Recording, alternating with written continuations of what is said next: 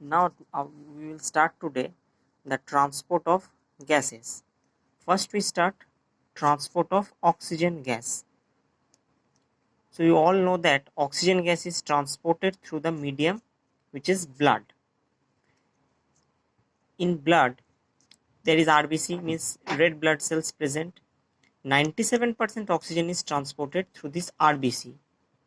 Okay, while rest 3% oxygen is transported through the blood plasma in dissolved state, means 97% means most of the oxygen is transported by RBC, whereas only the rest 3% oxygen is transported in dissolved form in the blood plasma. So in RBC we all know that hemoglobin is present. What is hemoglobin? Hemoglobin is a pigment, iron containing pigment. For that our blood is red in color. So in RBC, iron containing pigment hemoglobin is present. Actually this hemoglobin helps in the transport of oxygen gas. But how? Actually this hemoglobin binds with the oxygen and form a complex which is known as oxyhemoglobin. It means that oxygen plus hemoglobin, it forms a complex which is known as oxyhemoglobin complex. But the reaction is reversible, means the complex may dissociate also.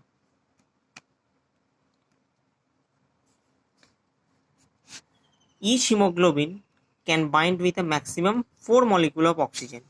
Means suppose one hemoglobin may bind with 4 oxygen and it helps in transport of the oxygen. Just like a hemoglobin is a car and they are the passengers. Total capacity of the car is 4, means one hemoglobin molecule can carry a maximum 4 oxygen molecule. So at first oxygen hemoglobin binds, form a complex, and this complex is carried. But the formation of this complex depends on some factors. There are 4 factors upon which the oxyhemoglobin complex formation depends. So number 1 or important is the PO2. PO2 means partial pressure of oxygen. So our funda is that to bind oxygen with hemoglobin. So if partial pressure means PO2 will be high, then the complex will be formed easily. So partial pressure should be or must be high, which facilitates the formation of the complex. Next one is the PCO2. It must be less. Now PCO2 means partial pressure of carbon dioxide. If hemoglobin has 2 choices to bind with either O2 or either CO2, hemoglobin prefers to bind CO2. So it has the more probability to bind with carbon dioxide in comparison of oxygen. So there must be partial pressure of CO2 must be low. Why? Once again I repeat, if hemoglobin has 2 choice to bind with O2 or CO2, it has the higher probability to bind with CO2 rather than oxygen. So, but to carry the oxygen, we have to make oxygen hemoglobin complex, means oxyhemoglobin complex, and for that partial pressure of CO2 or PCO2 must be lesser and PO2 must be higher. Then H positive concentration. H positive concentration also must be lower. Why? Here we have already discussed that PCO2 will be lesser. It means that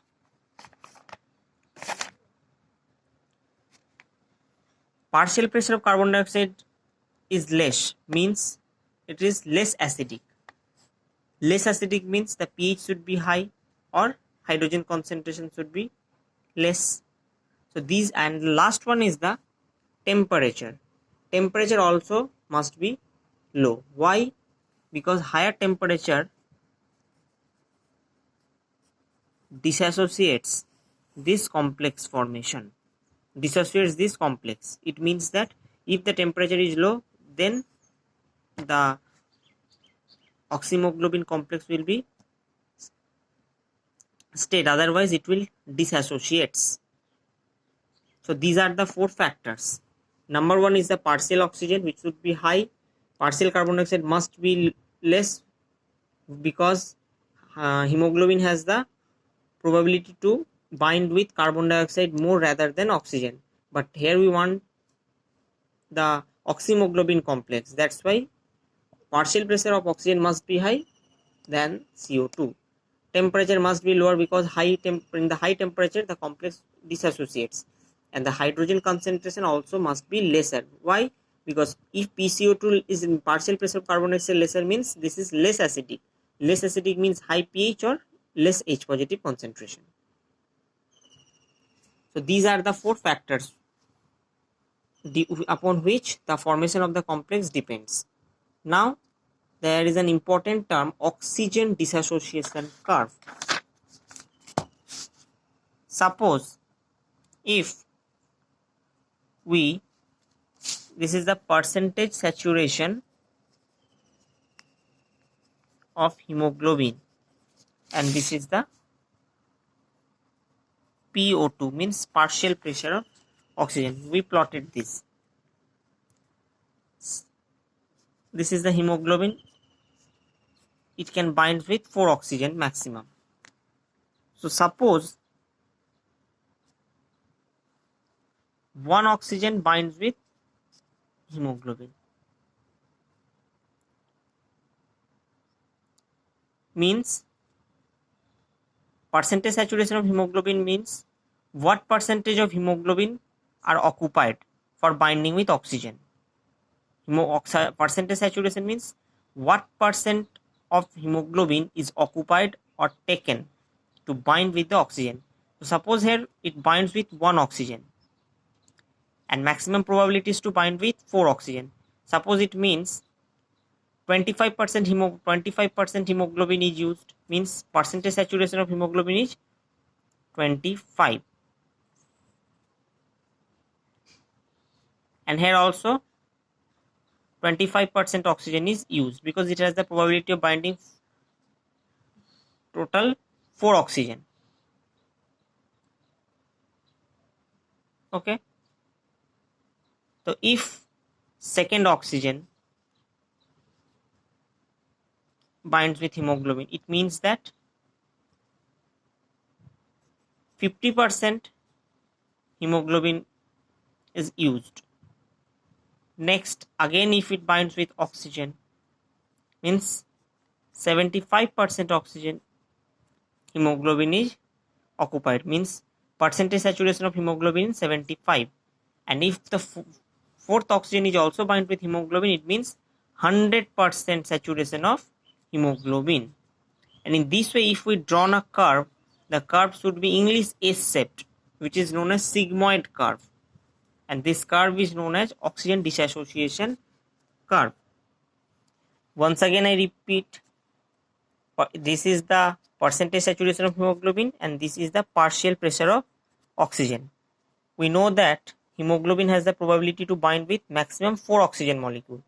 If 1 oxygen molecule binds with hemoglobin, it means that how much percentage of hemoglobin is occupied. If total is 100%, 1 is bind with oxygen, means only 25% hemoglobin is used or occupied. This is the saturation of percentage saturation of hemoglobin, means 25%. It binds with 1 hemoglobin, means 25% oxygen. Partial pressure of oxygen is 25. Suppose if second oxygen binds, then similarly 50% of saturation, 50% saturation of hemoglobin, means 50% hemoglobin has occupied to bind with oxygen. If third oxygen binds with hemoglobin, it means 75%. And if all fourth oxygen also binds with, means 100% saturation of hemoglobin, because it can maximum binds with the 4 oxygen. So this is the graph, and in this way we found English S cephet.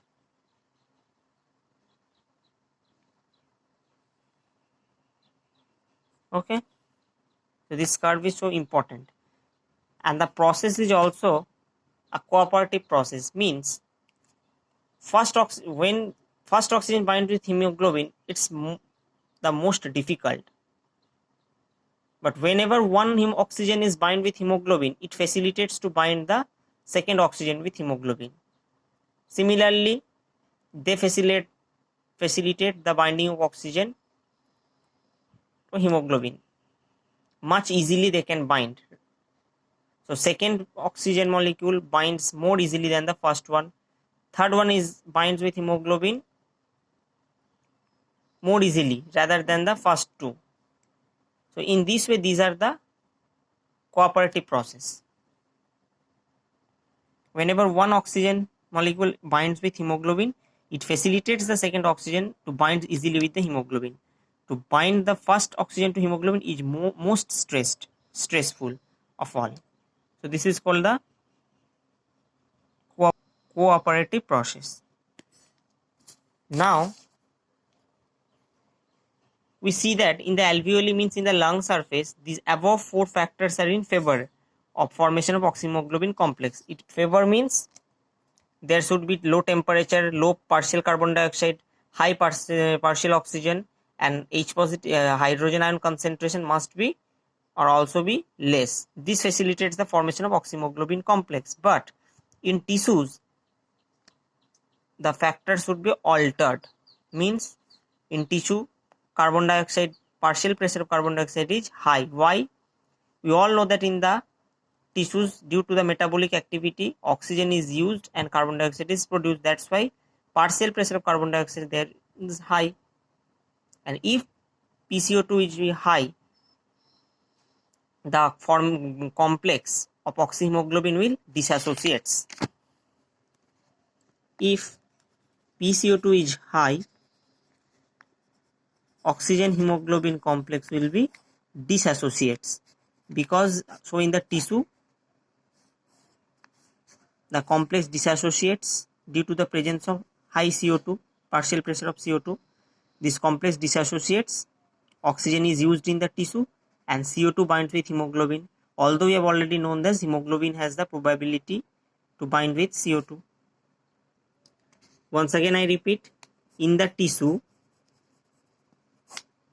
oxygen is CO2 is produced continuously as a product of metabolic activity, because in tissues the metabolic activity is processing all the time. So there will be high PCO2, and high PCO2 or temperature is also high, and if PCO2 will be high, then hydrogen concentration also be high. These all factors facilitates to dissociate the oxyhemoglobin complex. It dissociates into oxygen and hemoglobin. Oxygen is used in the tissues, and hemoglobin having the probability to bind with CO2, and it binds with CO2. So it indicates that in the lung surface or in the alveoli region, oxygen easily binds with hemoglobin, but in the tissues this complex dissociates. Every 100 ml of oxygenated blood transport around 5 ml of oxygen to the tissues under these normal physiological conditions. So this is the transport of oxygen gas. In the next class we will discuss about transport of carbon dioxide gas. Okay.